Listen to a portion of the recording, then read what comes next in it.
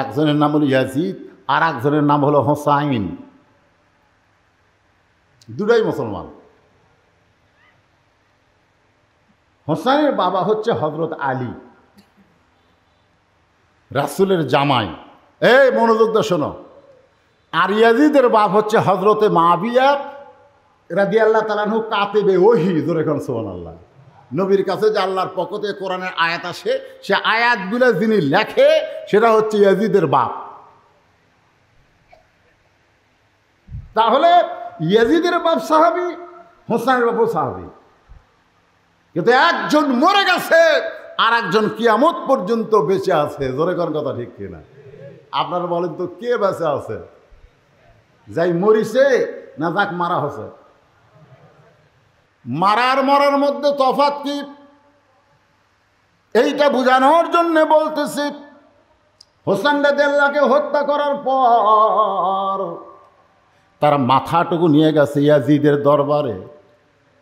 জিয়াদ তার মাথা নিয়ে গেছে, আর দেহর আছে বর্তমান কারবালায়। দেহ কোন জায়গায়? কারবালায়, ইরাকেরই কারবালায়। আর মাথা নিয়ে গেছে দামেস্কে। ইয়াজিদ তখন ক্ষমতার চেয়ারে বসে, এরকম ক্ষমতার চেয়ারে। ইয়াজিদের হাতে একটা লাঠি ছিল, ওই লাঠিটা হোসেন রাদিয়াল্লাহর মুখের মধ্যে ঢুকাইয়া দিল। লাঠি দেখেন, দেহ তো নাই, শুধু মাথা, সেই মুখের মধ্যে আবার লাঠি ঢুকায় বলে, হোসেন জেদ করে শেষ হয়ে গেলি। তোকে আমি বলেছিলাম তুই ইমাম হ, আমি নেতা হব। তুই করবি ইমামতি, আমি হব রাষ্ট্রপতি। শোনেন খেয়াল করে, তুই করবি ইমামতি, হোসাইন তুই কি করবি, আর আমি ইয়াজিদ কি হব? রাষ্ট্রপতি। একজন রাষ্ট্র চালাবে, আর একজন মসজিদ চালাবে। তুই খালি জেদ করলি, আর জেদ করার কারণে আজকে তোর অবস্থা কি? তোর দেহ পড়ে আছে কোন জায়গা, তোর মাথা কোন জায়গা। মুখের মধ্যে লাঠি ঢুকাইয়া যখন ইয়াজিদ এইরকম অহংকারমূলক কথা বলতেছে, ইয়াজিদের সামনে যত মানুষ বসে আছে তাদের মধ্যে অনেক নবীর সাহাবীও আছে। হাদিসের মধ্যে আছে প্রায় 11-12 জন সাহাবী বসে আছে। আর হাজার হাজার মুসলমান, তারা সবাই মাথা নত করে বসে আছে। কেউ একটা কথাও বলতেছে না, কেউ একটা কথা বলতেছে না। হোসাইন রাদিয়াল্লাহু তার মুখের মধ্যে লাঠি ঢুকাইছে, এরকম তিরস্কারমূলক কথা বলতেছে, কিন্তু কেউ মাথা তুলতেছে না। কারণ জানে এ সময় মাথা তুললি তার মাথা। সবাই মাথা নিচু করে আছে। ইয়াজিদ খালি ইচ্ছা মতো বলে যাচ্ছে, হোসাইন এখন তোর কি হলো? সমস্ত মুসলমান যখন মাথা নিচু করে বসে আছে, মাথা তুললেই মরার ভয়। মাথা তুললেই কিসের ভয়? মরার ভয়। মানুষের যখন মরার ভয় ঢুকে যাবে, ওই মানুষ আর হকের পক্ষে থাকতে পারবে না। কারণ মরার ভয়, ধরার ভয়, মরার ভয়, ধরার ভয়। এমন সময় একজন সাহাবী মাথা তুলছে। এই 10-12 জন সাহাবীর মধ্যে একটা সাহাবী মাথা তুলিছে। মাথা তুলছে, শুধু মাথা তোলেনি, খাড়া হয়ে গেছে। একজন মাথা তুলেছে। যেই সাহাবী মাথা তুলেছে তার নাম হলো আনাস ইবনে মালিক। আনাস ইবনে মালিক, যিনি একাধারে 10 বছর আল্লাহর নবীর খেদমত করেছে। আমি 10 বছর রাসূলের খেদমত করেছি। রাসূল ফরজ নামাজগুলো মসজিদে পড়তেন, আর নফল সুন্নতগুলো নিজের বাড়িতে পড়া পছন্দ করতেন। আল্লাহ রাসূল নফল নামাজের সেজদায় কোত্থেকে ওই হোসাইন যার মুখে লাঠি ঢুকাইছো, সেই হোসাইন তখন ছোট্ট ছিল, কোত্থেকে এসে আল্লাহ নবীর পিঠে চলেছে। নবী আছে নামাজের সেজদায়, আর নবীর পিঠে চড়ে বলতেছে, চল ঘোড়া চল, চল ঘোড়া চল, চল ঘোড়া চল। আনাস বলে, ইয়াজিদ রে, আমার সহ্য হলো না। নবী নামাজের সেজদায়, আর হোসাইন চল ঘোড়া বলতেছে। আমি আস্তে করে নবীর পিঠ থেকে হোসাইনকে যখন নামাতে গেলাম, এমন সময় নবী সেজদা দেওয়া অবস্থায় আমার হাত দিয়ে ইশারা করলেন নামাস না। আমি আবার ফিরে আসলাম। কিছুক্ষণ পরে হোসাইন বলতেছে, যেই ঘোড়া চলে না সেই ঘোড়ার পিঠে চড়ে আমার লাভটা কি? রাগ করে হোসাইন যখন ঘর থেকে বার হয়ে যায়, নবী নামাজ শেষ করে যখন সালাম ফিরাই, আমি রাসূলের সামনে গিয়ে বললাম, ইয়া রাসূলুল্লাহ, এত বড় বেয়াদবি হোসাইন করলো, আমি নামার চাইলাম কিন্তু আপনি নিষেধ করলেন কেন? রাসূল বলে, আনাস, আমি হোসাইনকে পিঠ থেকে নামাবার চাইছিলাম, কারণ আল্লাহর সেজদায় আছি। এমন সময় আল্লাহ যদি হোসেনের উপর বেজার হয়, এই মনে করে আমি যখন নামাবার চাইলাম, আল্লাহ ডাকতে বলে, হাবিব, আপনি যেমন হোসেনকে ভালোবাসেন আমি আল্লাহ তেমন ভালোবাসি। আপনার পিঠে যতক্ষণ বসে থাকবে আপনি হোসেনকে নামাবেন না। ওমর ফারুক বললেন, ইয়া রাসূলুল্লাহ, আসরের প্রথম সেজদায়, প্রথম রাকাতের প্রথম সেজদায় আমরা সুবহান রাব্বিল আলা, সুবহান রাব্বিল আলা 3 বার বললাম, কিন্তু দ্বিতীয় সেজদায় 100 বার বলি, তারপরেও আপনি সেজদা তোলেন না।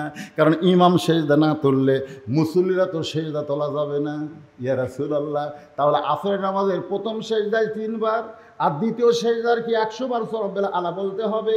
আল্লাহ রাসূল বলে, সাহাবীরা রে, আমি দ্বিতীয় সেজদায় 100 বার রাব্বিল আলা বলিনি, কিন্তু সেজদা লম্বা করার কারণ কি তোমরা জানো? বলে, না রাসূল, আমরা তো জানি না। বলে, তোমরাও সেজদায়, আমিও সেজদায়। এমন সময় আমার 2 নাতি হাসান হোসেন এসে আমার পিঠের উপর চড়ে বসেছে। এখন সেজদা কেমনে তুলি? আমি তুলবার চাই, কিন্তু আল্লাহ তুলতে নিষেধ করে। রে সাহাবীরা শোনো, সাইয়্যিদুশ শাবাবি আহলিল জান্নাহ হাসান হোসেন রাদিয়াল্লাহু তাআলা আনহুমা, জান্নাতি যুবকদের সর্দার হবে হাসান হোসাইন। এদেরকে যে ভালোবাসে না, আমি নবীকেও সে ভালোবাসে না। আর আমি নবীকে যে ভালোবাসে না, সে আল্লাহকেও ভালোবাসে না। আল্লাহকে যদি পাবার চাও, তাহলে নবীর সাথে হাসান হোসেনের প্রেমটাও কলিজার মধ্যে রাইখা দাও। ধরে কন্যা সুবহানাল্লাহ। ইয়াজিদ নবীরে ঘোড়া বানাইছে, আল্লাহর ভালো লাগে। আর তুই মুখের মধ্যে লাঠি ঢুকায় তিরস্কার করিস। তুই হোসেনকে চিনিস? আজ ক্ষমতার চেয়ার পায়া তুই যা ইচ্ছা তাই করতেছিস। আমি রাসূলের সাহাবী আনাস বলতেছি, একদিন তুইও থাকবি না, তুই মরে যাবি, কিন্তু হোসাইনের মরণ নাই। উপস্থিত মুসলমান বুঝবার পারল যে একদিন তুই মরে যাবি, তুই শেষ হয়ে যাবি। ইয়াজিদ মরে গেছে, পচিয়া গেছে। গোটা পৃথিবীতে মুসলমান তো দূরের কথা, একটা হিন্দুর বেটার নামও ইয়াজিদ নাই। ধরে কোন কথা ঠিক কি না? আর প্রত্যেকটা পাড়ায় পাড়ায় হোসাইন আছে না নাই? ধরে কোন আছে না নাই? তার মানে বোঝা গেল, আল্লাহর জন্য যারা জীবন দেয় তারা কিন্তু মরে না, তারা কিয়ামত পর্যন্ত অমর হয়ে যায়। মুসা বলে, আল্লাহ মৃত্যুকে পছন্দ করার 3 নম্বর কারণ, শোন আল্লাহ বলেন 2 নম্বর কারণ হয়ে গেছে, এখন 3 নম্বর মজার কারণ, অত্যন্ত মজা। এই মজার কারণ বলার আগে আমি একটা গান গাবো। গানটা শুনে আপনারা বুঝবেন, আধা বুঝবেন কিন্তু পুরা বুঝবেন না যে 3 নম্বর কারণটা কি। এই কি হচ্ছে, তোমরা এই ডিস্টার্ব করো, রাইট? এই দিক তাকাও, সামনে বসিয়ে করা হয় না। 3 নম্বর কারণ একটা গান গায়। এই ছেলেরা, গানটা কিন্তু যিনি গাইছে তিনি হচ্ছে খ্রিস্টান, ওর নাম হলো এন্ড্রু কিশোর। জোরেকার নাম কি? এন্ড্রু কিশোর। আমি খালি চিন্তা করি যে এন্ড্রু কিশোর যদি মুসলমান হয়ে মরতো, এই একটা গানই ওকে জান্নাত দিত, কিন্তু না, ওই মুসলমান নয়। যেরকম নবীর চাচা আবু তালেব রাসূলের যে ভালোবাসা দিছে, আল্লাহ রাসূল নিজেই বলেছে, আমি বাপ হারা হতে পারি কিন্তু আমি এতিম না, আমি এতিম নই, আমার বাপ না এটা বলতে পারো, কিন্তু আমার এমন এক চাচা আবু তালেব পেয়েছি যে চাচাকে বাবার পরে আমার বাবা নাই, এ কথা আমার কোনোদিনও মনে হয়নি। এত দয়া করেছে আবু তালেব, তারপরও জান নামি। কারণ কি? ঈমান নাই। আবু জেহেল নামের কোনো মুসলমান আছে? আবু লাহাব নামে কোনো মুসলমান আছে? কথা কয় না। কিন্তু আবু তালেব আছে, দেখছেন? আবু তালেবও কাফের, আবু লাহাবও কাফের। কিন্তু আবু লাহাব নামে কোনো মুসলমান নাই, আবু তালেব নামে কেন আছে? আবু তালেবে তো মুসলমান না, খুবই অবস্থায় চলে গেছে। এটা আজকে আমি আপনাদের বুঝাই দেব। দুটাই নবীর চাচা, আবু লাহাব নবীর চাচা, আবু তালেব নবীর চাচা, দুটাই কাফের। এক কাফের নামে কোনো মুসলমানের নাম নাই, আর এক কাফের আবু তালেবের নামে মুসলমানের নাম আছে। যখন আছে না নাই? কারণ কি? একজন আবু তালেবকে আমি বললাম, ভাইজান তুমি যে নাম রাখছো আবু তালেব, তুমি জানো আবু তালেবকে? নবীর চাচা। আচ্ছা বলো আবু লাহাবকে? আবু লাহাব তো কাফের। কাফের হলে হবে না, নবীর কে সেটা কও। কই যে হুজুর আমি তো জানি না, আমি ওটাও নবীর চাচা। তা আবু লাহাব নাই কে? তোমার নাম আবু তালেব কেন? কই হুজুর আমার বাপ রাখছে, আমি জানি না। রাখা ঠিক আছে, আবু তালেব। আমি বলি আবু তালেব নাম রাখা জায়েজ আছে। শোনাল্লা কন কি জন্য জায়েজ? শোনা লাগবে না? হ্যাঁ এটা শোনা লাগবে। এখন গান ঢাঙ্গাকে কই, আপনারা খুব খেয়াল করবেন, গানের দিকে খেয়াল। দেখেন তো মুসা নবীর মৃত্যুকে ভালোবাসা 3 নম্বর কারণ আপনারা বুঝবার পারেন কি না? চলতে পথে 2 দিন থামিলাম, যাবার কালে একজন আরো দেখা না পাইলাম। ও আমার সাদের মালা যায় রে ছিঁড়ে, রইব না আর বেশি দিন তোদের মাঝারে। ডাক দিয়েছেন।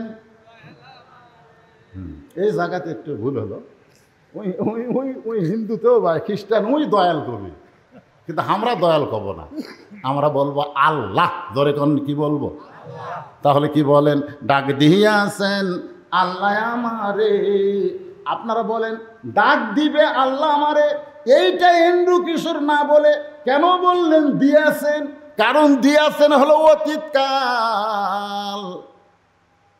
তিনি গানের মধ্যে বর্তমান ভবিষ্যৎ না বলে ডাক দিবে হলো, এটা হলো বর্তমান, দিবেন হলো ভবিষ্যৎ, দিয়েছেন হলো অতীতকাল।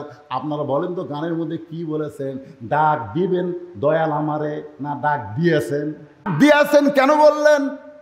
এন্ড্রু কিশোর খ্রিস্টান হতে পারে, কিন্তু এই গানটা যিনি লিখেছেন তিনি তো আর খ্রিস্টান না। তিনি কোরআনের সূরা মুলকের 2 নম্বর আয়াতকে এই গানের মধ্যে নিয়ে এসে বলতেছেন, আল্লাযী খালাকাল মাউতা ওয়াল হায়াতা লিয়াবলুয়াকুম আইয়ুকুম আহসানু আমালান ওয়া হুয়াল আজিজুল গফুর। কি মজা রে! এ মুসা নবীর মৃত্যুর 3 নম্বর কারণ শোনার পরে আপনাকে কারু আর বাঁচার স্বাদই থাকবি না, খালি মন চাবি কখন মমরে, কখন মমরে।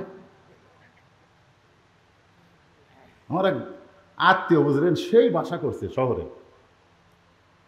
আমি তো গ্রামে থাকি। আমার এই বাড়ি কয়ে অভ্যাস আছে। কি কয়ে বাড়ি? আপনার গ্রামের লোকেরা কি করেন? এটা কার বাড়ি, এটা কার বাড়ি, এটা কন না। তো আমার ওই দোস্তর বাসার যায়, বাড়ির যায়। আমি বললাম কে ভাই, এত সুন্দর গেট আর যে সুন্দর বাড়ি, কত টাকা লাগছে? তখন বলতেছে তুমি শিক্ষিত হয়েছে, আলেম হয়েছে, বক্তা হয়েছে, কিন্তু জ্ঞান কম। আমি বললাম কেন ভাই? কিন্তু এই কোটি টাকা খরচ করে এর নাম বাড়ি? হ্যাঁ এই এটা কি তোর গ্রামের বাড়ি? বা তোর কে ব্যাগ আছে? বাড়ি করছি আর রাগ ধরছে, বলা লাগবে বাসা। বলা লাগবে ভাই এত সুন্দর বাসা, এত সুন্দর বাসা বলা লাগবে, কিন্তু আমি কইছি বাড়ি। এই বাড়ি কোয়াতে ওর রাগ। আমি তখন বললাম তাহলে আব্দুল আলিম কি ভুল কইছে নাকি? ও আমারে বলতেছে আব্দুল আলিম কি কইছে? বলে আজ থেকে 50 বছর আগে আব্দুল আলিম একটা গান গায়ে গেছে, এপারে তোর বসত বাড়ি ওই পারে তোর বাসা।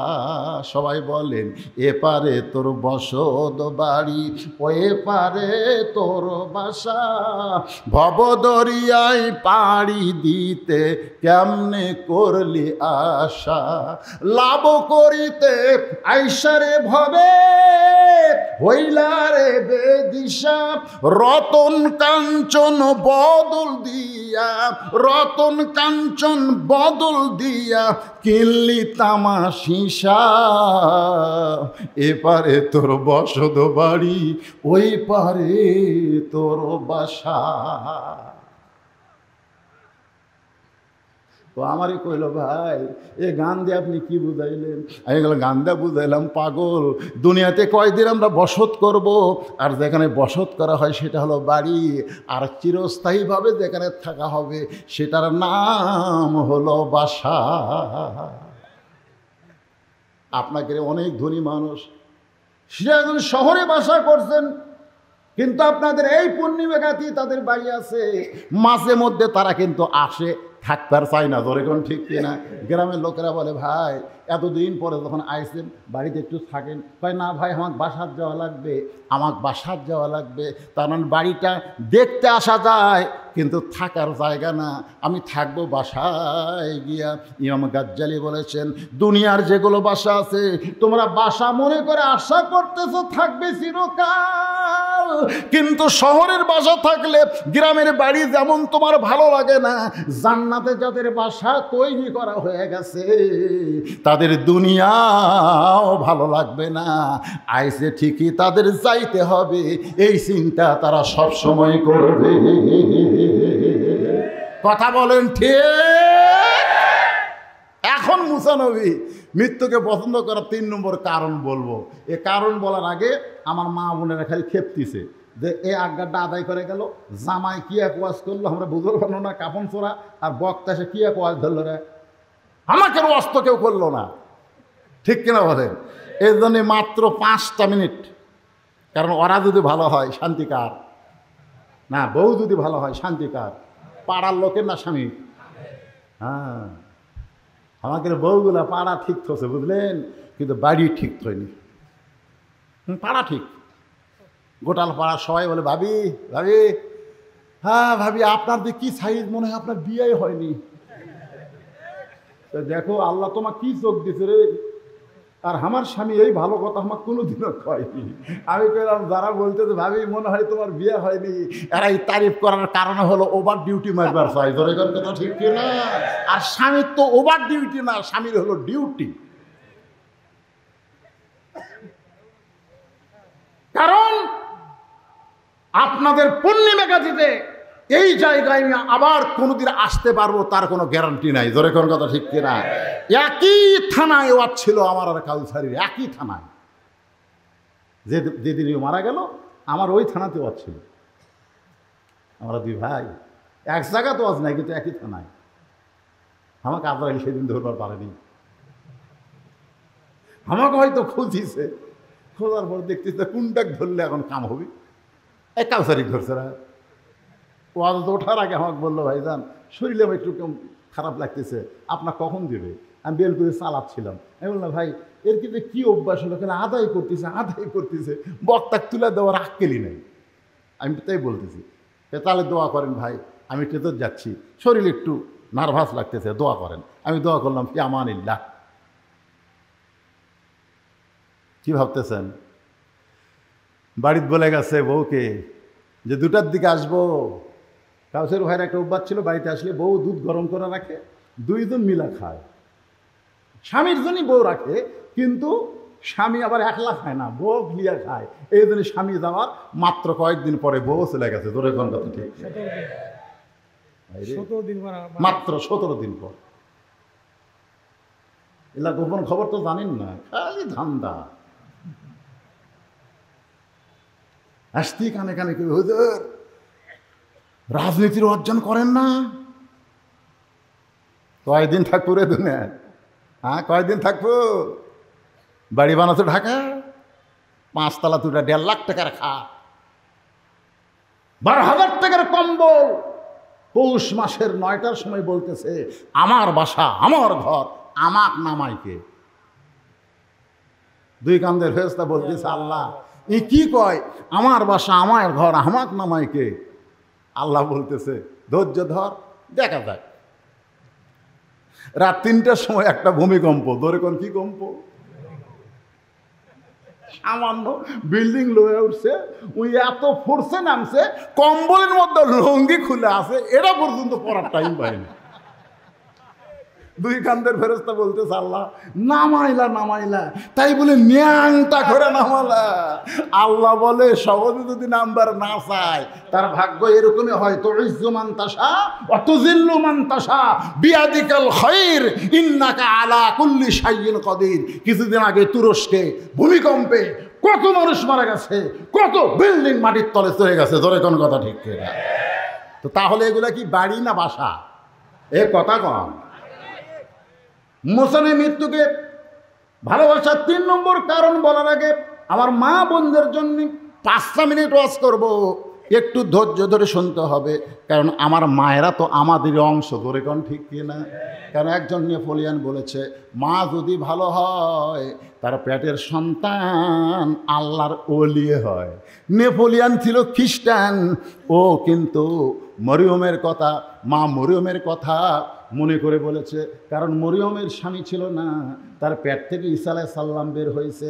এই কারণে একজন নেপোলিয়ান বলেছে মা যদি ভালো হয় তার সন্তান ভালো হয়। কিন্তু একজন মুসলমান আমরা বলবো মা যদি ভালো হয় তার সন্তান আল্লাহর ওলি হয়। যেমন আব্দুল কাদের জিলানী উম্মুল খায়র ফাতেমার পেট থেকে আল্লাহর ওলি হয়ে জন্ম নিয়েছে।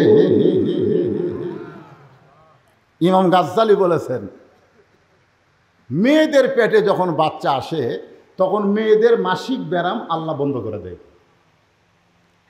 কি জন্য বন্ধ করে দেয় এটা কিন্তু অনেকে হিসাব করে না। মেয়েদের প্রতি মাসে 3 দিন 5 দিন একটা অসুখ হয়, মেয়েদের হয়। যারা বিয়ে করছেন তারা জানতেছেন না, যারা বিয়ে করতেছেন জানতেছেন না। আপনি খুব মোশানলে বইয়ের কাছে গেছেন, বউ তখন কি কয় রেড সিগন্যাল। তো এখন 3 দিন 5 দিন এটা একটা অসুখ হয়, কিন্তু যখনই পেটে বাচ্চা আসে তখন আল্লাহ তাআলা এই অসুখটা বন্ধ করে দেয়। কেন বন্ধ করে দেয়? যে বাচ্চা পেটে থাকা অবস্থায় মার যেন কোনো ইবাদতের কমতি না হয়। এই অসুখ হলে কোরআন পড়া যাবে না, নামাজ পড়া যাবে না, রোজা করা যাবে না। এই জন্যে আল্লাহ সন্তান পেটে আসার সাথে সাথে সন্তানের জন্যে মায়ের ইবাদতের যেন কোনো কমতি না হয়, এই জন্য অসুখ বন্ধ করে দেয়। কারণ মায়ের ইবাদতের সাথে, মায়ের খাওয়ার সাথে, মায়ের ঘুমানোর সাথে, মায়ের বেড়ানোর সাথে, মায়ের কথার সাথে পেটের বাচ্চারও একটা সম্পর্ক হয়ে যায়। পেটত বাচ্চা নিয়ে মা যদি গোটা পাড়া ঘোরে, সেই সন্তান দুনিয়াতে সে কোরআনের মাহফিলে বসে থাকবে না, কারণ পেটের মধ্যে ওর ঘরণী ব্যারাম শুরু হবে। তোর কোন কথা ঠিক? আল্লাহর বান্দার একটু মনোযোগ দেন। মা আপনাদের 1 নম্বর আমল হলো অকরনা ফি বুয়ুতিকুন্না ওয়ালা তাবাররুজনা তাবাররুজাল জাহিলিয়াতিল উলা। গভীর রাত্রে হযরত আলীর বুকের ভিতরে ফাতেমার মাথা, ফোঁপায় ফোঁপায় কাঁদতেছে। আলী বলে ফাতেমা কান্দো কেন? বুকের মধ্যে মাথা দিয়া কান্দো কেন? বলে স্বামী কান্দার কারণ হলো আল্লাহ আমার দোয়া কবুল করছে। সুবহানাল্লাহ কবেন না? হযরত আলী বলতেছে সুবহানাল্লাহ, আল্লাহ দোয়া কবুল করছে, তাহলে কান্দো কেন? ফাতেমা বলে স্বামী গো, কি দোয়া আল্লাহ কবুল করছে এইটা কি আপনি শুনবেন না? আলী বলতেছে তাহলে বলো কি দোয়া আল্লাহ কবুল করলো? ফাতেমা বলতেছে আল্লাহ আমার পর্দার দোয়া কবুল করেছে। আমি দোয়া করেছি আল্লাহ এই ফাতেমাকে পর্দার মধ্যে তুমি মৃত্যু দিও। আল্লাহ তাআলা বলেছে ফাতেমা তোমার দোয়া আমি কবুল করে নিলাম। আলী বলতেছে তাহলে খুশি হওয়ার কথা, কান্দো কেন? খুশি হওয়ার কথা কান্দো কেন? সারা জীবন যেই ব্যক্তি পর্দা করেছে মরার সময় তো সে পর্দার ভিতরেই মরবে। কারণ যারা পর্দা করে না তাদের কথা আলাদা, কিন্তু যে ফাতেমা পর্দা করেছে আমি স্বামী হিসেবে তো জানি, তাহলে তুমি পর্দার মধ্যে মরবে, আল্লাহ কবুল করেছে, তাহলে কান্দার কারণ কি? ফাতেমা বলে, স্বামী গো, সেই দোয়া কবে কবুল হয়েছে সেইটা কি শুনবেন না? আলী বলতে যে কবে সেই দোয়া কবুল হয়েছে? ফাতেমা বলে, স্বামী মনে কষ্ট নেবেন না, মন খারাপ করবেন না, আজকে গভীর রাত্রে পর্দার ভিতরে ফাতেমার মৃত্যু হবে। যে বলেছে আজকে গভীর রাত্রে পর্দার মধ্যে ফাতেমার মৃত্যু হবে, গাছ যেরকম গোড়া কাটলে পড়ে যায়, হযরত আলী তেমনি পড়ে গেলেন ঘরের মাঝায়। মা ফাতেমা মুস্কি মুস্কি হাসতেছে, মুস্কি মুস্কি হেসে স্বামীর কপালে একটা চুমা দিয়ে বলে, স্বামী গো, আমি আমার বাবার কাছে শুনেছি আপনি হলেন আসাদুল্লাহিল গালেব। আমার বাবা বলেছে আলী শুধু আলী না, আলী হচ্ছে আল্লাহর সিংহ। ধরে কান সুবহানাল্লাহ। আমার বাবা বলেছে আনা মাদিনাতুল ইলমি ওয়া আলিউ বাবুহা, আমি হচ্ছে এলেমের শহর, আলী হচ্ছে তার দরওয়াজা। আপনি হলেন জ্ঞানের সম্রাট, আপনি হলেন বিশ্ববীর, বিশ্ববীর আর জ্ঞানের সম্রাট হইয়া আমার মৃত্যুর খবর শুনে এমন করে আপনি পড়ে গেলেন কেন? আপনি কি জানেন না এই দুনিয়া থাকার জায়গা না, আসলে যাইতে হবে। স্বামীর কপালে চুমা দিচ্ছেন, গভীর রাত্রে যিনি মৃত্যুবরণ করবেন, যিনি মৃত্যুবরণ করবেন তিনি জীবিত মানুষকে বুঝাচ্ছেন আপনি কি জানেন না আসলে যাইতে হবে। এখানে যারা বসে আছেন ভাই, আপনারা শূন্যস্থান পুরা করবেন, আমি যেই বলবো আসলে আপনারা বলবেন যাইতে হবে। বলতে পারবেন কি পারবেন না? আসলে এটা কি অন্তর থেকে বলেন?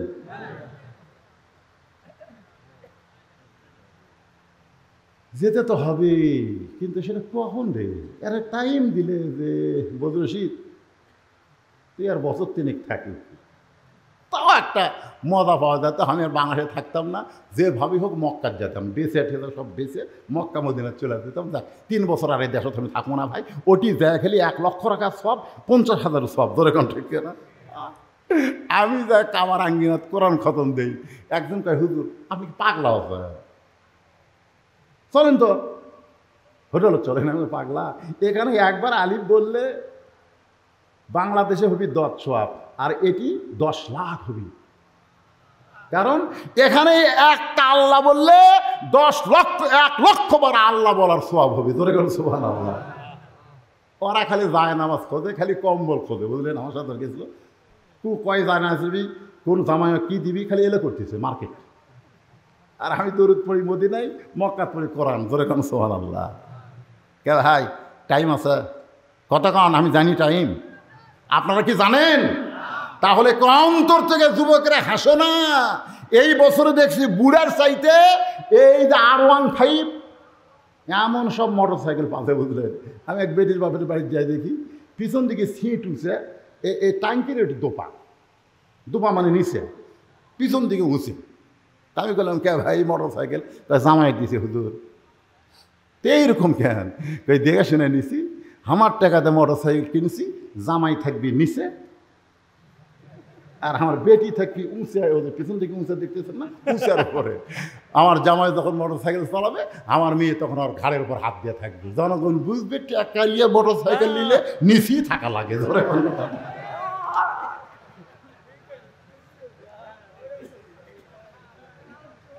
মনে হচ্ছে না? মনে হচ্ছে না?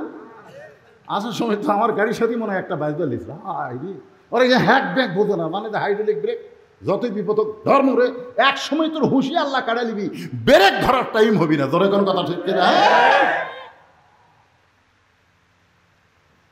তাই সবাইকে লক্ষ্য করে আমরা সবাই একসঙ্গে বলবো আসলে। এই দুনিয়াতে এসেছি যারা, কখন যাব আমরা জানি না। ফাতেমা বলে স্বামী এমন করে আপনি কাঁদবেন না, আপনি যদি এমন করে কান্দেন তাহলে আমি মরে যাওয়ার পর আমার 3টা চাওয়া আপনি কেমনে পুরা করবেন? আলী আরও জোরে কান্দে, রে ফাতেমা, দুনিয়াতে গরিব ছিলাম বলে তুই কিছুই চাইলা না, আর মরার পরে তুমি কি চাইবা ফাতেমা? হযরত আলী এত গরিব ছিল, একদিন আল্লাহর নবী জোহরের নামাজের পরে ফাতেমার দরজায় আসসালামু আলাইকা ইয়াহলাল, আসসালামু আলাইকুম ইয়াহলাল বাইত, সঙ্গে সঙ্গে ফাতেমা দরজায় এসে কান্না শুরু করে দিলেন। রাসূলুল্লাহ, ফাতেমা, আমি কিন্তু দরজা থেকে তোর ঘরের মধ্যে দরজার বাইরে কান্না শুনতে পাচ্ছি। ফাতেমা বলে, বাবা ফেরত যান, আমি দরজা খুলতে পারবো না। আল্লাহ রাসূল বলে, ফাতেমা একটু দরজা খোল, আমি তোর এক নজর দেখবার চাই। ফাতেমা কান্দের বলে, বাবা এখন যেই পোশাক আমার পরনে আছে এই পোশাক পরে আপনার জন্য দরজা খুলতে আমার বড় শরম লাগতেছে। আল্লাহ নবী চলে গেলেন। আসরের নামাজের পরে নবী এসে ফাতেমার দরজায় বললেন, মা আর পারলাম না, একটা নজর তোকে আমি দেখতে চাই, তোকে দেখার জন্য কলজা ছটফটায়। ফাতেমা কান্দের বলে, বাবা এমন একটা পোশাক আমার পরনে যেই পোশাক পরে আপনার জন্য দরজা খুলতে বড় শরম লাগে।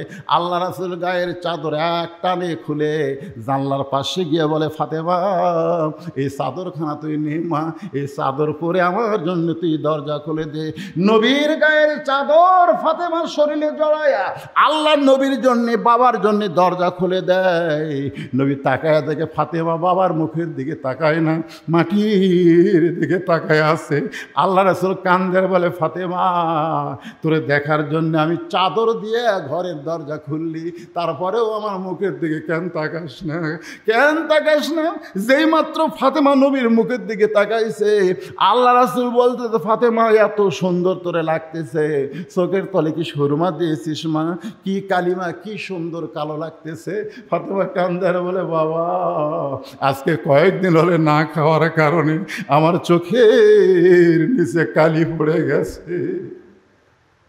আল্লাহ নবী ফাতেমার হাত ধরে বললেন, ফাতেমা এত কষ্টের পরেও আমার আলীরে তুই কিছু বলবি না, কারণ ধনী ধনী ছেলেরা তোকে বিয়ে করবার চাইছিল, আমিও বিয়ে দিবার চাইছিলাম, কিন্তু আল্লাহ আলীরে তোর জন্য পছন্দ করে যখন বলল, আমি তখন কি করব মা? ও ফাতেমা, যদি শান্তি পাবার চাস তাহলে 33 বার সুবহানাল্লাহ, 33 বার আলহামদুলিল্লাহ, আর 34 বার আল্লাহু আকবার জিকির কর, তোর দেহের ক্ষুধা চলে যাবে, আল্লাহ রুহের ক্ষুধা দূর করে দিবে।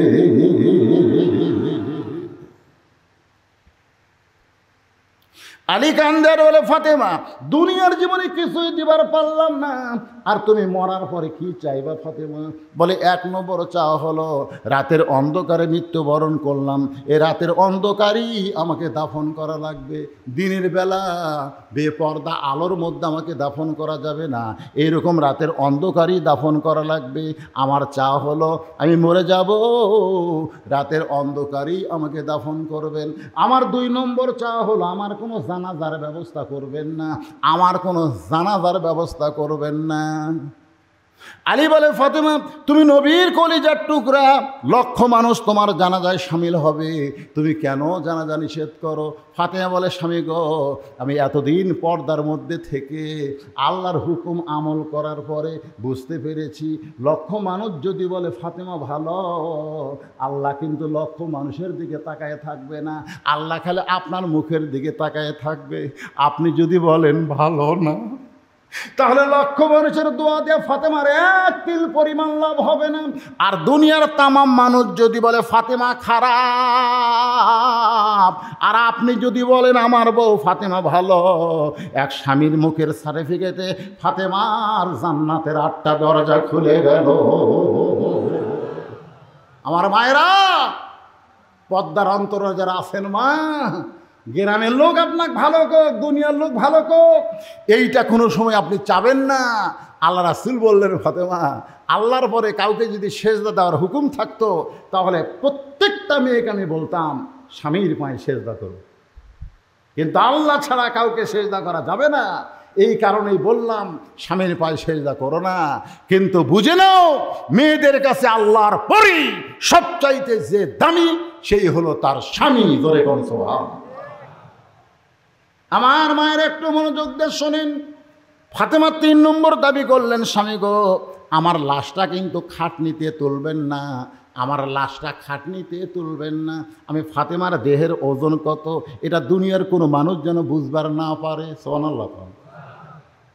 বর্তমানে যে খাটনি কান্দে নেওয়ার সার্জন, সে সার্জন তো আমার নাই। আমার বাবা যদি দুনিয়াতে জীবিত থাকতো, মরা মেয়ে লাশের খাটনি বাবা কান্দে নিবার পারত। আমার হাসান হোসেন যদি বড় হইতো তাহলে মায়ের লাশের খাটনি কান্দে নিবার পারত। 6 মাস আগে আল্লাহর নবী দুনিয়া থেকে বিদায় হয়ে গেছে। আমার হাসান হোসেন এত ছোট, ও গো স্বামী আমার লাশটা শুধু আপনি কান্দে নিয়া ওই জান্নাতুল বাকির পূর্ব কোনায় এই যে হজ করেছেন আমার বাবাজি, আল্লাহ আমাকেও করাইছেন, আপনিও তো করছেন।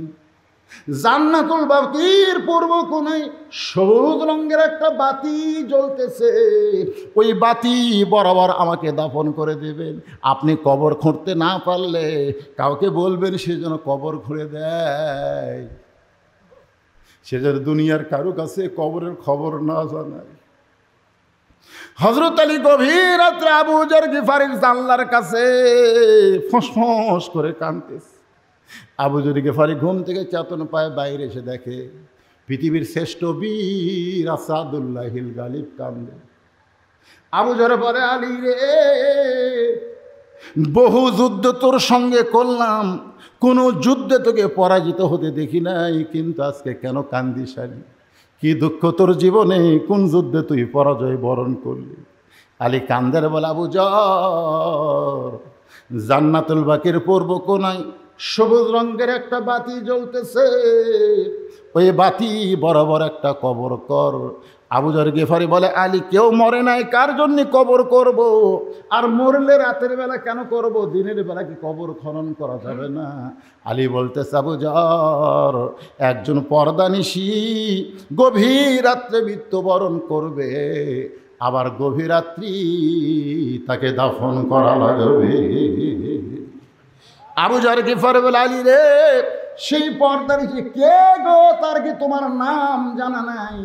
সেই পর্দানিশী কে, তার নাম কি তুমি বলবা না? আলী বলতেছে, আবু যর 6 মাস আগে আমার 2টা সন্তান নানা হারাইছে, আজকে 6 মাস পরে হাসান হোসেন আবার মা হারাবে। 6টা মাস খালি কাঁদতেছে নানা নানা বলে, আজকে আবার মা গভীর রাত্রে দুনিয়া থেকে বিদায় নেবে। আবু যর গিফারি কোদাল নিয়ে কবর খুঁড়তে গেছে, তাকায় দেখে বাতি জ্বলতেছে। যে বাতি জ্বলতেছে এই বাতির কোনো তার নাই, বাতির কোনো সুইচ নাই, বিনা তারে বিনা সুইচে আল্লাহর হুকুমে বাতিখানা জ্বলতেছে। বাজান একটু খেয়াল করবেন, বাতির আলো গোলাকার হয়ে পড়ে, কিন্তু 4 কোনা কবরের মতন পড়েছে। ওই আলোর মধ্যে আবু যর গিফারি কোদাল দিয়ে কবর খোঁড়া শুরু করলো। এক সময় আবেগে বলতেছে, কবর রে দিনের বেলা খুঁড়তে আসলাম না, রাতের বেলা খুঁড়তেছি, তুই কি জানিস তোর মধ্যে কাকে রাখা হবে?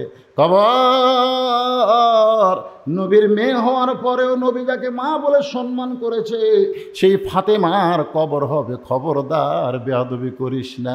আবার 2 কোদাল মারার পরে বলে, কবর রে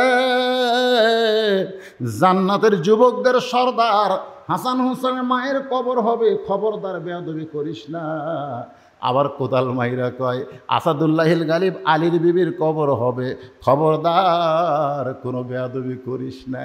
এই বলে আবার যখন কোদাল মারতে চাই, এমন সময় কে যেন বলতেছে, ফাতেমাকে লক্ষ্য করে নয়, আমরা যারা মারা যাব সবাইকে লক্ষ্য করে বলা হচ্ছে। অনেকে বলে, হুজুর এই কথাকে ফাতেমাকে বলা হয়েছে, আসলে ফাতেমা না, এই কথাটা দুনিয়ার তামাম মৃত্যু জাতিকে বলা হয়েছে। কবরের ভিতর থেকে আওয়াজ আসতেছে, আবু যর কার মেয়ে, কার মা, কার আমার বিবি এইটা কবর দেখবে না, কবরের পাথেও জোগাড় করে যদি কবর আসতে পারে, কবর তার জন্য জান্নাতের ঘর হয়ে যাবে।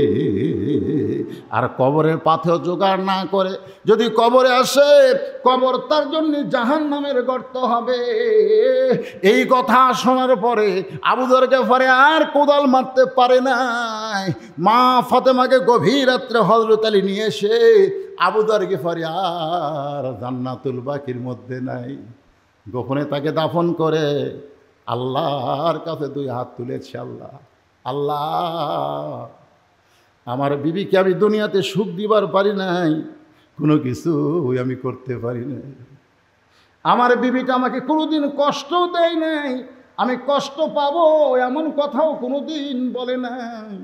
আমার পর্দা নিচে ফাতেমাকে তুমি কবুল করে নিও আল্লাহ।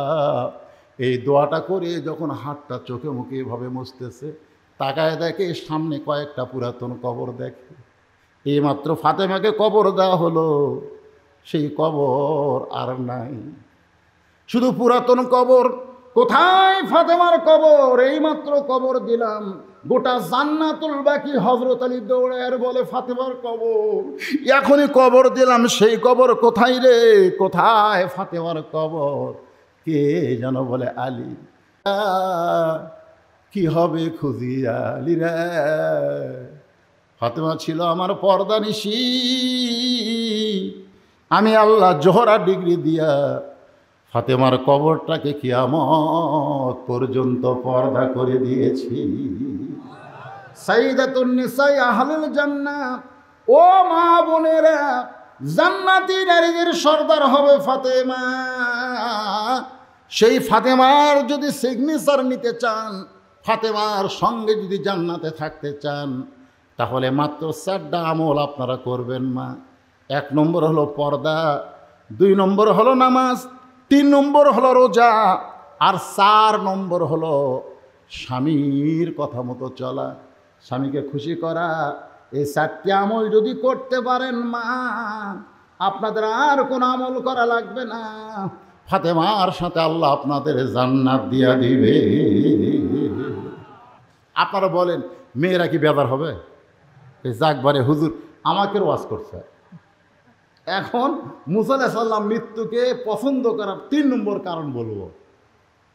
এ কারণ শুনবেন, এরপর আমরা সম্মিলিত সবাই মিলে মোনাজাত করব।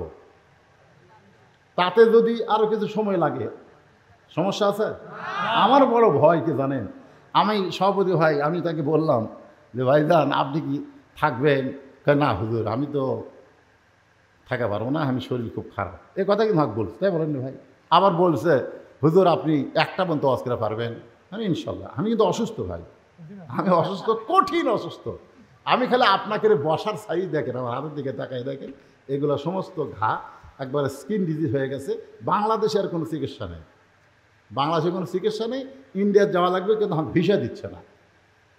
আমি কোন তালিকার মধ্যে নাকি আছি, যাই হোক আমার ভিসা টিসা দিচ্ছে না। এখন আমি যাওয়ারও পারতেছি না।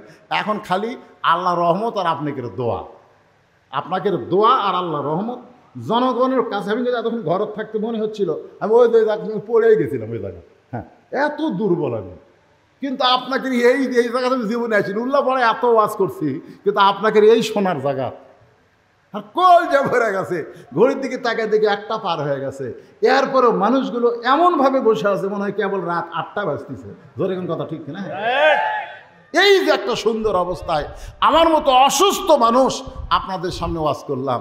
মুসা আলাইহিস সালাম মৃত্যুকে ভালোবেসেছে 3 কারণে, তার 2টা কারণ বলছি। এখন মুসা আলাইহিস সালামকে আল্লাহ বলতেছে, মুসা তুই ভুলে গেলে আমি তো ভুলিনি। ওই 3 ব্যক্তির কথা। ধরে এখন কয় ব্যক্তি? আপনারা হয়তো ভুলে গেছেন, কিন্তু আমি তো ভুলিনি। আমার আগে আমার জামাই কি ওয়াজ করলো, আমি বলছি জামাই যে জায়গাতে যায় ওয়াজের মূল টার্গেট কিন্তু ঠিক থাকবে। ধরে কোন কথা ঠিক কিনা? কারণ আমার ওয়াজ যারা শুনছেন, আপনাকে আমি কোনোদিনও ফাঁকি দেইনি। ওয়াজ এক ডাল বেড়ে করে থুয়ে চলে গেল, ভাই অন্য জায়গায় যাবেন, অন্য জায়গায় যাবেন কিরে, আমি বাড়ি যাওয়ার পারবো কিনা তারই গ্যারান্টি নাই। ধরে কোন কথা ঠিক কিনা? এই জন্য যেখানে যে আলোচনা করি ওখানেই শেষ করে দিই, সমাপ্তি করে দিই। তো মুসা আলাইহিস সালাম বলতেছে, আল্লাহ তাহলে 3 জনের খবর কি? আল্লাহ বললেন যে ব্যক্তি ধনী হসে গরিব হবার চায় ওরে বলো ও যেন আল্লাহ শুক্রিয়া কমে দেয়। ও বলবে আমার বাড়ি আমার ঘর, এটা আল্লাহর কিছুই নেই।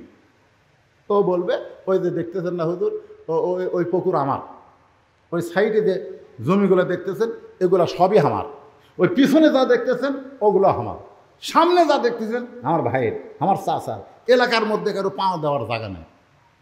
তো সবই যদি তোমাকে হয় আল্লাহর, তোকে আল্লাহটা দেখতে গেলে 2 মিনিট হাঁটা লাগবে।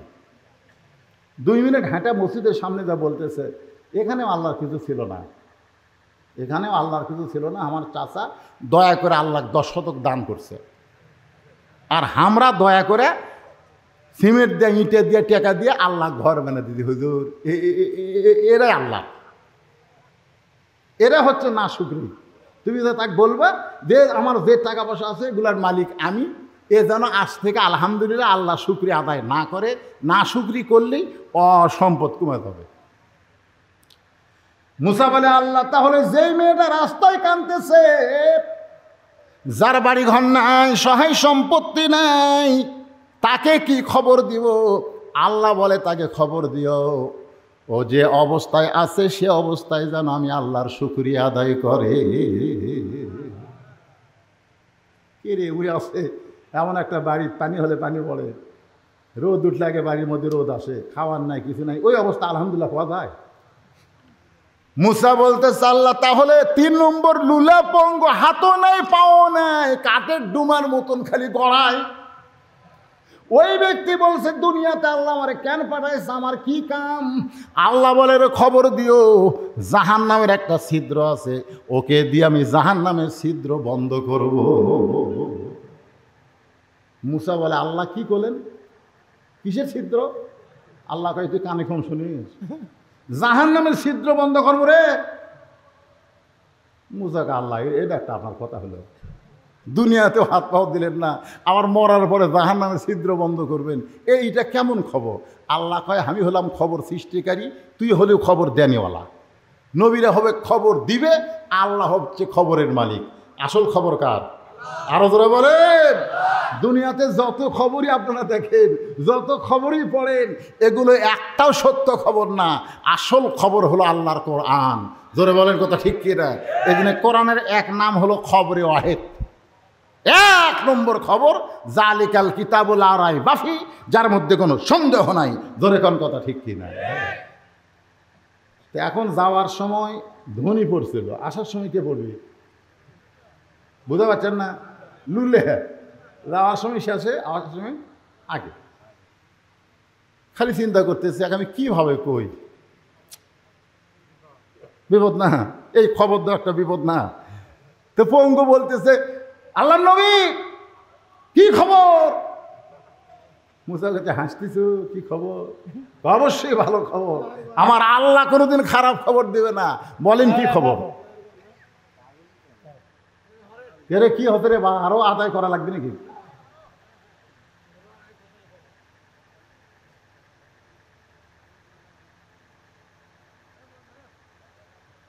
আচ্ছা, মানে এটা দেওয়া মানে, আর আপনারা সগলিক মোনাজাত দিবেন না? না, আপনি যখনই শেষে কালেকশন দিবেন একটা দেয় 2 মিনিট দিলে এরা এত জোরে দৌড় মারবি, বান্দর হলে ন্যাস খুলে যেত। জোরে কোন কথা ঠিক না?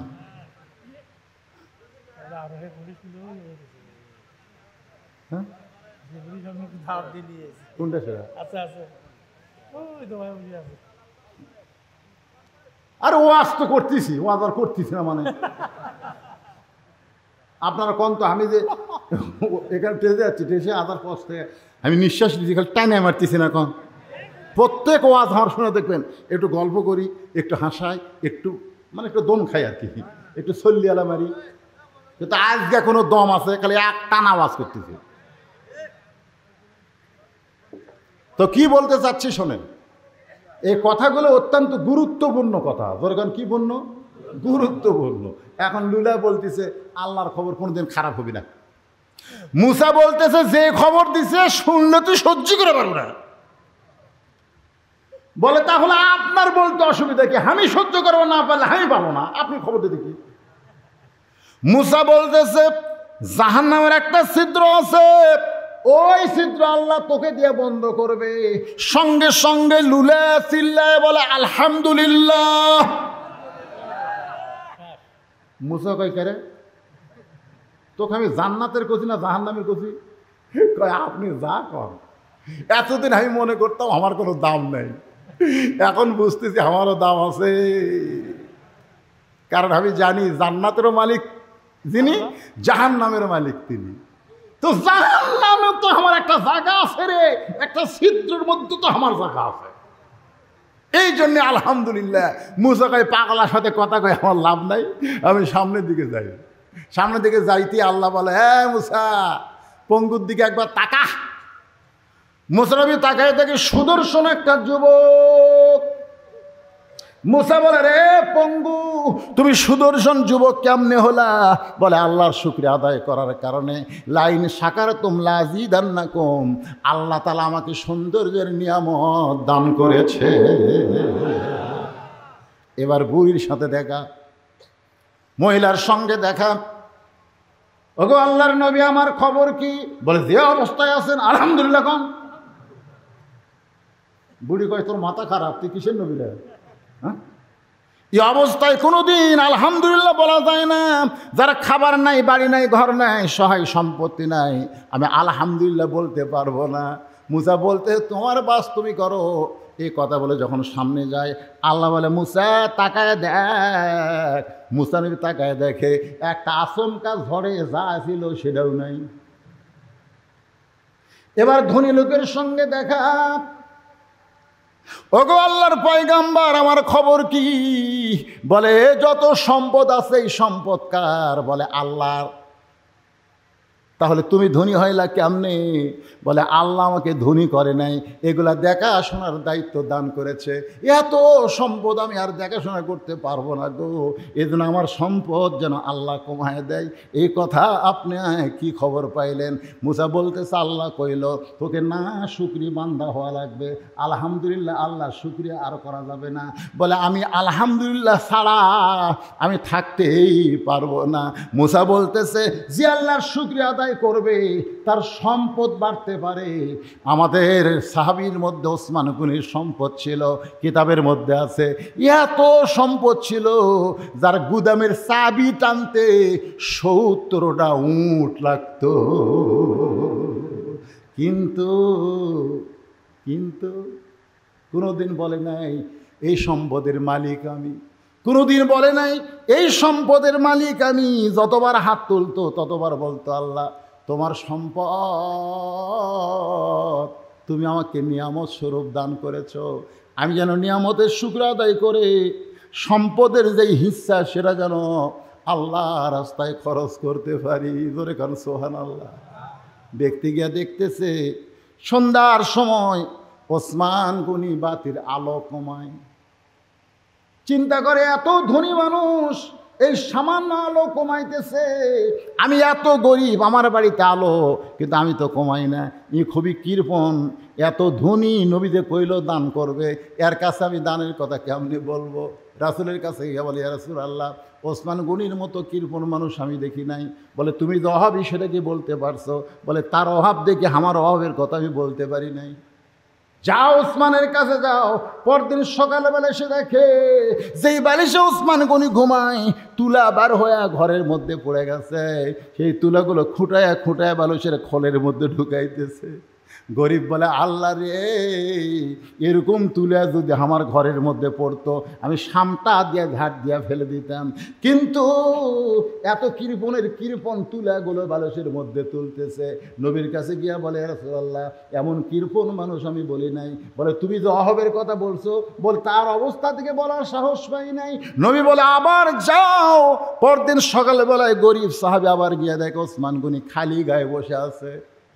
কোলের মধ্যে একটা জুব্বা, কয়েক জায়গায় ছিঁড়ে গেছে, সেলাই করবে, কিন্তু শুয়ের মধ্যে সুতা ঢুকাবার পারতেছে না। এইদিকে সুতা যায়, এইদিকে সুতা যায়, কিন্তু শুয়ের ছিদ্রের মধ্যে সুতা যায় না। গরিব কয় ইচ্ছা করলে কোটি কোটি নতুন পাঞ্জাবি নিবার পারবি, এত সম্পদের মালিক হইয়া সামান্য একটা শুয়ের মধ্যে সুতা ঢোকার পারতেছিস না, জুব্বা সেলাই করবি কৃপণ। চিৎকার দেব ওসমান ভাই। ওসমান বলে আসসালামু আলাইকুম। জোরে কারণ সুবহানাল্লাহ। গরিব বলে ভাইজান কি হলো? ওসমান বলে ভাই রে চোখের জুতি কমে গেছে ভাই, এই জন্য শুয়ের মধ্যে সুতা ঢুকাবার পারতেছি না, তুই একটু সুতা ঢুকাই দে। এবার সুতা ঢুকাই দিছে। ওসমান গনি খফ করে হাত ধরে বলতেছে, এই যে শুয়ের মধ্যে সুতা ঢুকাইলি এর বিনিময়ে তোরে কি দিব? গরিব বলে কিছুই দেওয়া লাগবে না, খালি হাত ছেড়ে দেন, কারণ গরিব জানি তিনবার যা দেখছি এই কৃপণ আবার দিবে কি? ওসমান গনি বলে ম্যানেজার বলে হুজুর কি খবর? বলে তোরা তো জানিস না এই লোকটা আমার কি উপকার করলো, আমার ছেঁড়া জুব্বা সেলাই করার জন্যে শুয়ের মধ্যে সুতা ঢুকাইয়া দিছে, এর বিনিময় হিসাবে একে 100টা উট দিয়া দে। গরিব বলে হুজুর আপনি কি কন, সামান্য শুয়ের মধ্যে সুতা ঢুকাইলে 100 উট। ওসমান গনি বলে ম্যানেজার 200 উট দিয়া দাও। গরিব বলে হুজুর কি বলেন? ওসমান গনি বলে ম্যানেজার ফার্মে কত হবে? বলে 2000-এর বেশি, সবগুলো দিয়া দাও। গরিব জোর হাত করে বলে হুজুর আর কথা বলবো না, কারণ কথা বললি বাড়তিছে। তাহলে 3বার আমি কি দেখলাম? বলে কি দেখছ? বলে প্রথম দেখলাম আলো বেশি হয়েছে দেখে আলো কমাইলেন, তারপরে দেখলাম বালুস ফাটা তুলে পড়ে গেছে, সেই তুলে আবার খুঁটাইয়া তুললেন, তারপরে দেখলাম শুয়ের মধ্যে সুতা ঢোকাবার পারতেছেন না। ওসমান গনি বলতেছে 3বার যেইটা দেখছো সেটার নাম হলো দুনিয়া, আর তোমারে যেইটা দিলাম সেটার নাম হলো আখেরাত। এই দুনিয়ার আলোর দরকার ওসমানের নাই, কারণ অন্ধকার কবর ওসমানকে ডাকতেছে। এই দুনিয়ার বালিশের দরকার ওসমানের নাই রে, কবরে কোনো বালিশ ওসমানের থাকবে না। এই দুনিয়ার ভালো পাঞ্জাবির কোনো দরকার নাই, কাপড়ের কাপড় ছাড়া ওসমান কিছুই নিয়ে যাবার পারবে না। কিন্তু তোরে যে 2000 উট দিলাম ভাই, এই 2000 উটের বিনিময়ে আল্লাহ যেন আখেরাতে ওসমান রে জান্নাত দেয়। তাই সুবহানাল্লাহ কইলে হবে না। আমাকে বলছে হুজুর ওসমান গনির মতন কোনো পাগলা যদি এখানে থাকে, আখেরাতের প্রাধান্য দিয়ে গোরস্থান মাদ্রাসার প্রতি যদি একটু মহব্বত করে, আমি বেশি কিছু চাই না ভাইজান। এ মাদ্রাসায় ছাত্র কয়টা? এ আবাসিক ছাত্র কয়টা? কয়জন? 40 জন ছাত্রকে 40টা কোরআন শরীফ দেওয়া লাগে ভাই। এ হাজার হাজার মানুষের মধ্যে 40টা মানুষ আমি চাই একটা কোরআন শরীফ মাত্র 500 টাকা, এটা লগদ দান, বাকি না। বাপ মার কবরকে জান্নাত বানানোর জন্যে একটা ছাত্র হাতে একটা কোরআন শরীফ বাবদ 500 টাকা দেবেন। আপনি 500 টাকা দেওয়া মাত্রই আল্লাহ আপনার বাপ মার আপনার নিজের নামে একটা কোরআন দানের সওয়াব দিয়ে দেবে। এতগুলো মানুষের মধ্যে মাত্র 40 জন ব্যক্তি আসেন 500 করে টাকা নিয়ে, একটা 500 টাকা লোড দেবে, একটা কোরআন দানের সওয়াব হবে। 40টা ছাত্রের হাতে 40টা কোরআন আমি চাই। 40-এর বেশি দিলে হবে নেব না, মাত্র 40টা। যে হারে আসতেছে চাইবেন ভুল কর্ণরে থাকতে আমার ভালো লাগে না, চিরস্থায়ী আখেরাতে যাইতে আমার ভালো লাগে। ধরে গান সুবহানাল্লাহ। আপনারা বলেন তো আপনাদের কাছে চিরস্থায়ী ভালো না ক্ষণস্থায়ী ভালো? এ কথা কোন, চিরস্থায়ী না ক্ষণস্থায়ী? কারণ দুনিয়া ক্ষণস্থায়ী। এক পলকের নাই ভরসা, কোন এক পলকের নাই ভরসা, মিশে সকল আশা, কখন বুঝি দারুণ ঝড়ে ভাঙবে তোমার বাসা, আমার হীরা মন পাখি আমার। এগুলা গান গাইলে গুনাহ হবে না রে পাগলারা, এগুলো সব কোরআন শরীফের গান। ধরে কেন সুবহানাল্লাহ। আমার হীরা মন পাখি আমার, প্রাণ প্রাণ পাখি, তোরে কোথায় রাখি? আমি কোন বনেতে আইলা, আবার কোন বনেতে যাইতে হবে, কেমনে ভুইলা গেলা, রুহের জগৎ থেকে তুমি দুনিয়াতে আইলা, আবার দুনিয়ার জগৎ ছেড়ে কবরের জগতে যাইবা, আবার কবরের ওই জগৎ ছেড়ে জান্নাত হবে তোমার ঠিকানা। আল্লাহ যেন কবুল করে, জোরে সোরে বলে আল্লাহুম্মা আমিন। আস্তাগফিরুল্লাহ আল্লাযী লা ইলাহা ইল্লা হুয়াল হাইয়ুল কাইয়্যুম ওয়া আতুবু ইলাইহি। আল্লাহুম্মা সাল্লি আলা মুহাম্মাদ। সবাই পড়েন আল্লাহুম্মা সাল্লি আলা মুহাম্মাদ ওয়া আলা আলি মুহাম্মাদ কামা সাল্লাইতা আলা ইব্রাহিম ওয়া আলা আলি ইব্রাহিম ইন্নাকা হামিদুম মাজিদ। আল্লাহুম্মা বারিক আলা মুহাম্মাদ ওয়া আলা আলি মুহাম্মাদ কামা বারাকতা আলা ইব্রাহিম ওয়া আলা আলি ইব্রাহিম ইন্নাকা হামিদুম মাজিদ। সবাই যাদের বাপ মা কবরে গেছে, অথবা বাবা গেছে মা গেছে, অথবা বাপ মা দুইটাই কবরে গেছে, অথবা বাপ মা জীবিত আছে, বাপ মা জীবিত থাকা আল্লাহর নিয়ামত, কবরে গেলে আমরা হব তাদের জন্য নিয়ামত। জোরে কোন সুবহানাল্লাহ। হ্যাঁ, সবাই সবার জন্য দোয়া করব। আল্লাহর কাছে আমরা হাত তুলে আজকের মাহফিলের সম্মানিত সভাপতি চেয়ারম্যান সাহেব বক্তব্য দিবারই চাচ্ছিল না, কিন্তু এই ক্যামেরার কারণে, কারণ এই যে ক্যামেরা আলাদা দেখেন, এরা এত এত দুই একটাকে আমি দেখি এত বড় সিটার, এরা খালি প্রধান বক্তার ওয়াজ রেকর্ড করে। এর আগেকার বক্তা যতই ভালো ওয়াজ করুক সেগুলো কিন্তু করে না। এরা কয় আমরা ইসলামের খেদমত করি। ইসলামের খেদমত করলে সব বক্তারই ওয়াজ তোলা লাগে। জোরে কোন কথা ঠিক কিনা? তাহলে ভাইরাল বক্তার ওয়াজ এরা তোলে, ভাইরাল বক্তা। বুঝলিস এই বললিসের নাম দেখি তো শলি দেখবি রে, এই আড্ডা তো আমার জামাই এর আগে যে কত সুন্দর ওয়াজ করলো ওটা তুলবি না করছেন। হ্যাঁ, এইবার বোঝা যাবে, আমি সার্চ করবো।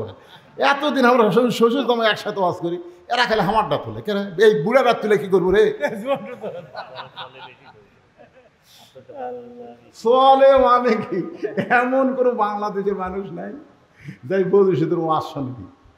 আমি খালি চিন্তা করি তোরা তো দেখিস নি মালটা যে কালো, ওয়াজ শুনতে ভালো কিন্তু দেখতে আমি কালো। ধরে কোনো কথা ঠিক কিনা? তারপরে মাশাআল্লাহ বয়স হয়ে গেছে, 37 বছর হলো ওয়াজ করতেছি। আমার সাথী বক্তাগুলো সবই মরে গেছে। সিদ্দিকুর রহমান যশোরী মারা গেছে, এক সাঁতার বক্তা ছিলাম। আমার রেজাউল করিম কাউসারি ভাই মারা গেছে। তারপরে ভুয়া গা গেছিলো বাগাবাড়ি, এরপরে ভুয়া গাতে আব্দুল কাদের সিদ্দিকী ভাই, আমার একই সাঁতার, ও মারা গেছে। আমার আলম ইয়া, তারপরে জাকারিয়া ভাই খুবই অসুস্থ। এই সব অসুস্থ হয়ে আছে, আমিও তো অসুস্থ। যাওয়ার অপেক্ষায় আমরা সবাই আমরা যাব ইনশাল্লাহ।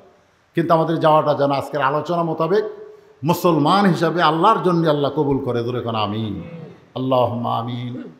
আল্লাহুম্মা আনতাস সালাম আমিনকাস সালাম তাবারাকতা ইয়া যাল জালালি ওয়াল ইকরাম। আয় আল্লাহ তাআলা, সেই মাগরিবের নামাজের পর থেকে এই গভীর রাত পর্যন্ত তোমার পাগল বান্দারা আরামের বাড়ি, আরামের ঘুম বাদ দিয়া, আরামের বিছানাকে ভুলে গিয়া এই জান্নাতের বাগানে বসে বসে কোরআন হাদিসের আলোচনা শোনার শেষে আমি গুনাহগারের সঙ্গে আখেরি মোনাজাতে রহমতের দরজায় ফকির হয়ে দোকানা হাত তুলেছি। আল্লাহ মেহেরবানি করে আজকের মাহফিল আমাদের সকলের হেদায়েতের জন্য, নাজাতের জন্য, জান্নাতের জন্য কবুল করে নাও।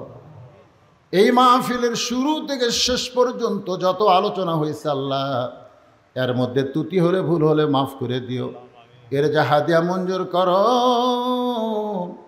সোনার মদিনা রাসূলের রওজা মুবারকে আল্লাহ কবুল করো।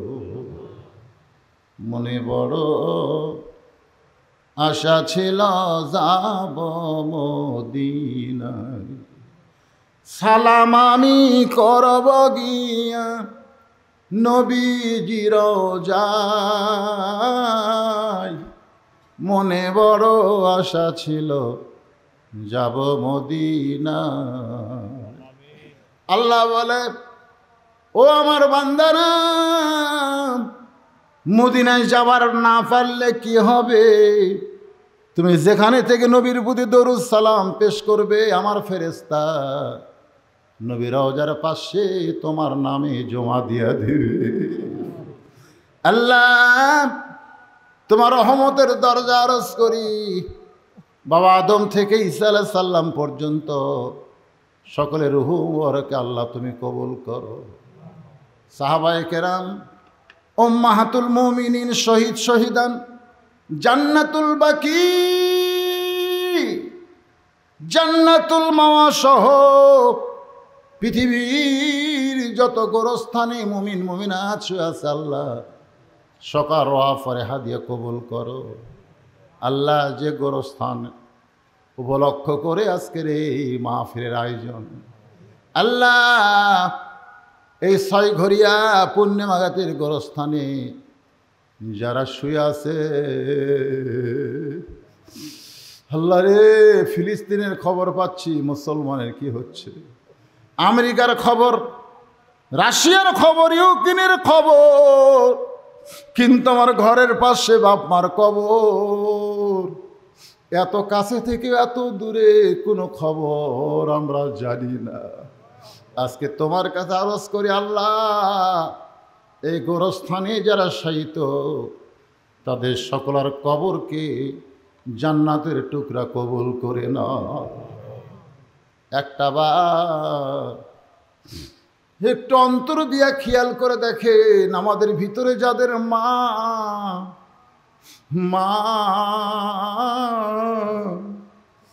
কি দরদি নাম, সারা জীবন ডাকলেও প্রাণ ভরবে না। কি বলবো প্রসবের কথা, মা বিনে সেই ব্যথা কেউ তো বুঝিবে না।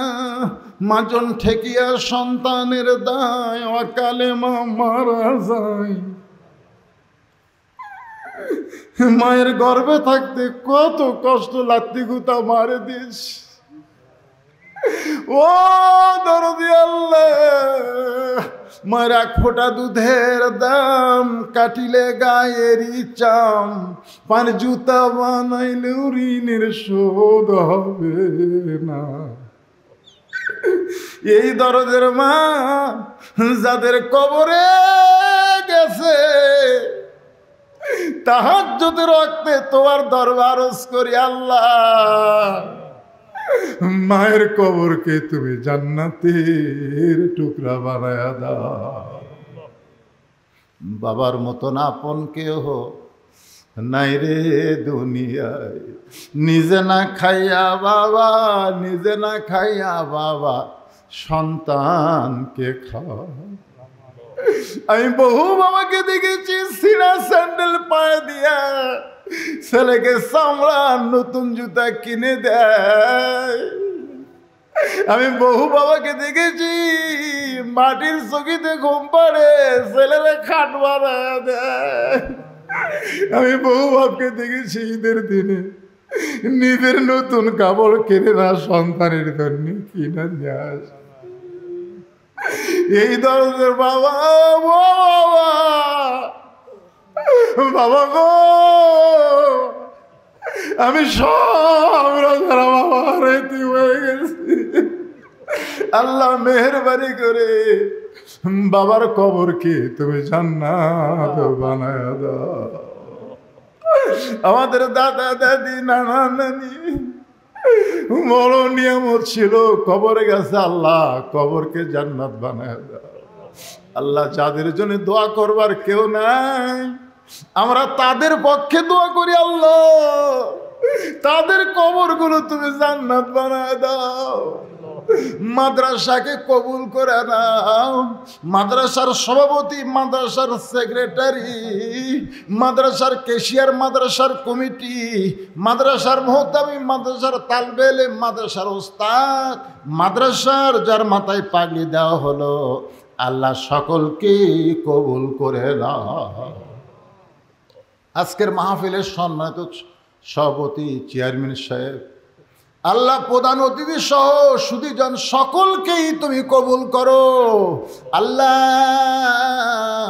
হাজার হাজার টাকা দান করেছে, এমনকি 10টা টাকা হলেও যারা আজকে দান করেছে, আল্লাহ এই দানগুলো তুমি জান্নাতের বিনিময় হিসাবে কবুল করে নিও।